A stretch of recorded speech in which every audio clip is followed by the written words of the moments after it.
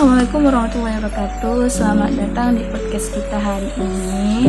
Tempat kita ngobrol santai seputaran dunia pendidikan. Nah, buat kalian yang mahasiswa Al-Muslim, khususnya FKIP, pasti kalian tahu yang namanya PPL atau praktik pengalaman lapangan. Momen ini pasti sering terjadi karena sangat berkesan dan menantang. Nah, kali ini aku nggak sendirian, aku bersama Kak Gina.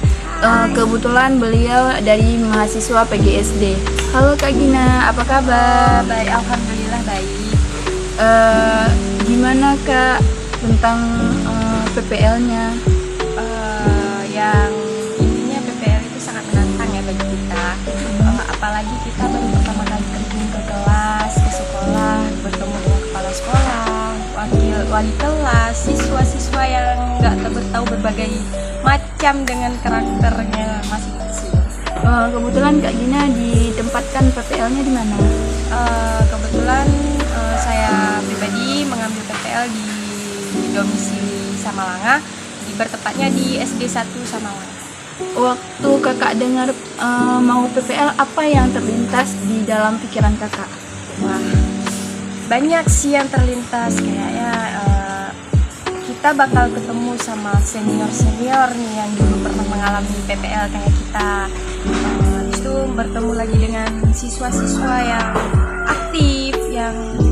aktifnya berbagai macam gitu tingkah lakunya. Apalagi kita mahasiswa baru ya, yang tiba-tiba langsung terjun untuk ke kelas, apalagi untuk mengajar, berdiskusi bersama siswa-siswa, mungkin ya sangat canggung ya yang pertama kalinya, apalagi sangat takut gimana gitu sama materinya gitu, takut tidak bisa menguasai materi. Wah, terus waktu kakak masuk ke dalam kelas tersebut, apakah ada siswa yang bisa bikin kakak terharu atau tertawa?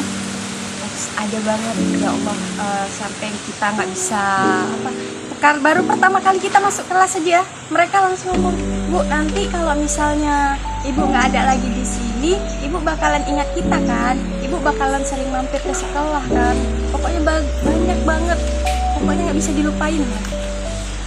Terus waktu ini tantangan kakak di masa PPL itu gimana?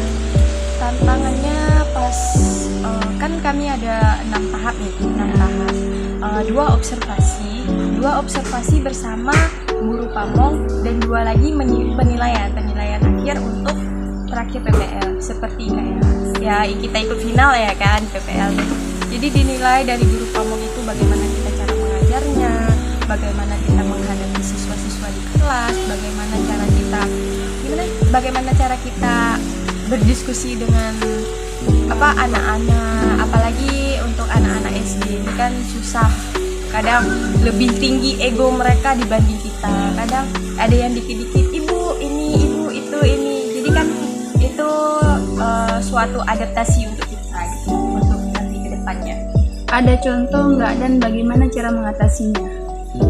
Contohnya ya mungkin kalau misalnya anak itu bertanya, kita menjawab, kayak kita sebagai ibu dan anak gitu, kayak misalnya anak ini susah belajar, dia sukanya belajarnya dengan cara audio visual ataupun media pembelajaran dengan cara bermain game atau apa.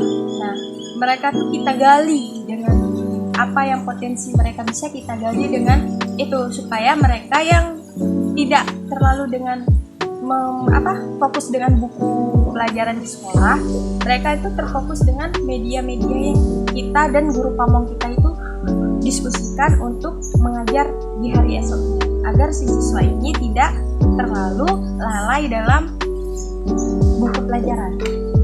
Ada nggak Kak momen yang paling terkesan selama masa PPL kakak? Boleh cerita nggak? Boleh banget. Ada 2 momen ya yang tidak bisa dilupakan. Yang pertama pas kemarin di Hari Guru Nasional ya, siswa-siswa ini tiba-tiba pas kami dan guru pamong ini masuk kelas, mereka itu kayak memberi kejutan kecil gitu dan memberi hadiah pada kami. Kami kan maksudnya kami masih calon guru gitu. Tapi mereka ini udah memsamai kami dengan guru pamong kami itu bahwasanya ini guru mereka. Dan itu kami merasa dihargai banget oleh siswa-siswa kami kemarin. Dan yang kedua itu yang paling sedih ya, ataupun yang paling menarik itu pas hari terakhir PPL, karena serasanya singkat waktunya, baru aja rasanya diantar gitu, berdiskusi bareng guru-guru dengan bagaimana cara menghadapi siswa-siswa di sekolah, bagaimana dengan cara membuat modul-modul ajar gitu, perangkat belajar gitu.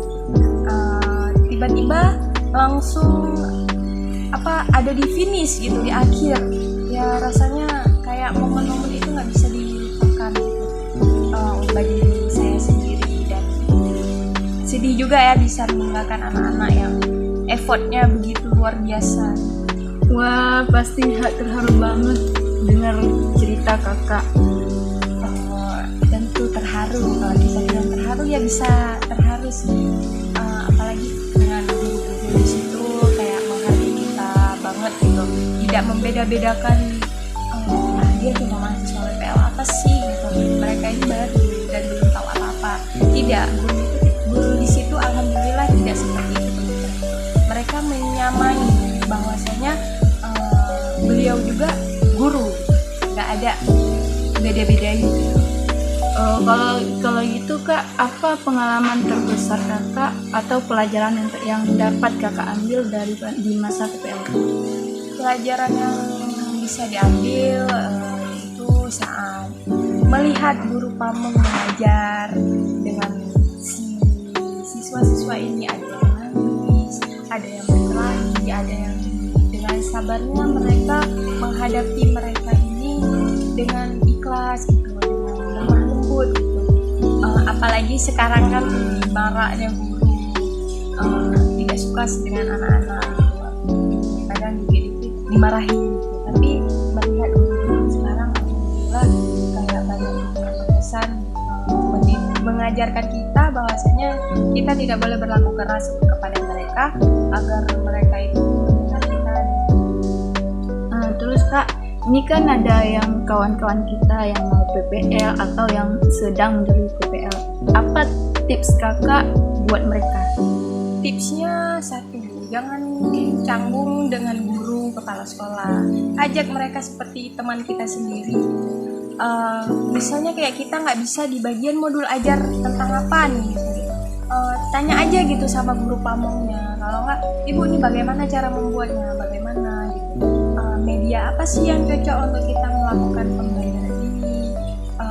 Bagusnya bu, kalau misalnya kita dapat ide juga, kita harus bilang juga sama si guru. Misalnya bu, saya dapat ide kayak gini, ini menurut saya sendiri. Dengan menggunakan media ini, siswa bakalan menarik, bakalan cepat paham, dapat memahami pelajaran gitu dengan apa yang kita buat.